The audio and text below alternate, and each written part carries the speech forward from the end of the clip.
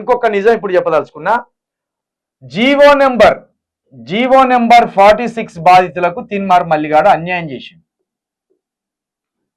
GO number 46 బాధితులు ఎవరైతున్నారో వీళ్ళందరూ మల్లిగాని ఆఫీస్కు పోయి ఎన్నికల ముందు మల్లిగాడు పిలిపించుకున్నాడు. వాళ్ళు పోలే, మల్లిగాడు పిలిపించుకొని మీరందరూ తట్టా బుట్టా చదువుకొని గ్రామాల్లోకి నియోజకవర్గాలకు పోయి ప్రచారం చేయండి, కాంగ్రెస్ పార్టీ అధికారంలోకి రాగానే ఈ జీవో నెంబర్ 46 ను కొట్టేపిచ్చే బాధ్యత నాది అని ఆ రోజు మల్లిగాడు వీళ్ళందరినీ ఎగదోసిండు, ఉసిగొల్పిండు, రెచ్చగొట్టిండు. తీరా కాంగ్రెస్ ప్రభుత్వం వచ్చినాక తీన్మార్ మల్లిగాని ఆఫీస్కి 46 బాధితులు పోతే ఆ గడప దొక్కనీయకుండా వాళ్ళని ఎల్లగొట్టిండు. పైగా వాని పక్కన ఉండే ఒక విగ్గుగాడు ఎవడైతే ఉన్నాడో వాళ్ళను నానా బూతులు తిట్టిండు. ఇది అవునా కాదా?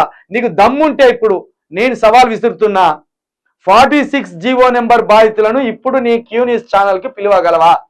46 జీవో నెంబర్ బాధితులను ఇప్పుడు పట్టుకొని ముఖ్యమంత్రి రేవంత్ రెడ్డిని ఈ సాయంత్రం కల్పించగలవా? 46 జీవో నెంబర్ ఇప్పుడే ఉన్నావు కదా, అధికారంలో ఉన్న పార్టీ కదా, అధికారంలో ఉన్న పార్టీకి నువ్వెందుకురా మళ్ళీ గెలిచి పీకేది? ఇప్పుడు నువ్వు అన్నావు కదా, వత్తాసు పలుకుతున్నావు కదా, ఇప్పుడు 46 జీవో నెంబర్ బాధితులను తీసుకొని ఇదే ప్రజాభవన్కి పోయి ఈ సాయంత్రం వరకు 46 జీవో నెంబర్ కొట్టేపియగలవా? ఇది కొట్టి ఇంకో అవకాశం కూడా ఉన్నదిరా, ఇంకో అవకాశం కూడా నీకు ఉన్నదిరా. ఏంటి చెప్తున్నావు అంటే, ఇప్పుడు నువ్వు అనవచ్చు, ఏమంటావు, ఎలక్షన్ కోడ్ ఉన్నది అంటావు.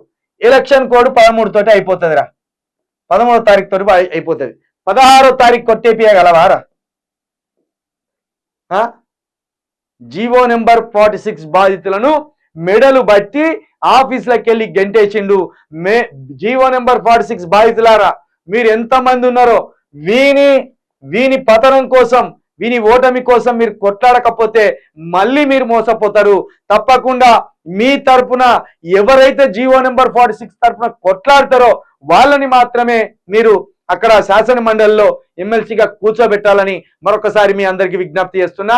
వీడిని వదిలిపెట్టేదే లేదు. వీడు ఎన్ని అబద్ధాలు రాసుకొచ్చి ఎంత ప్రచారం చేసినా వీని వదిలిపెట్టేదే లేదు. వీని ఖచ్చితంగా రోజు 10-15 నిమిషాలు వీని ఓటమి కోసం ఖచ్చితంగా మాట్లాడుతూనే ఉంటా.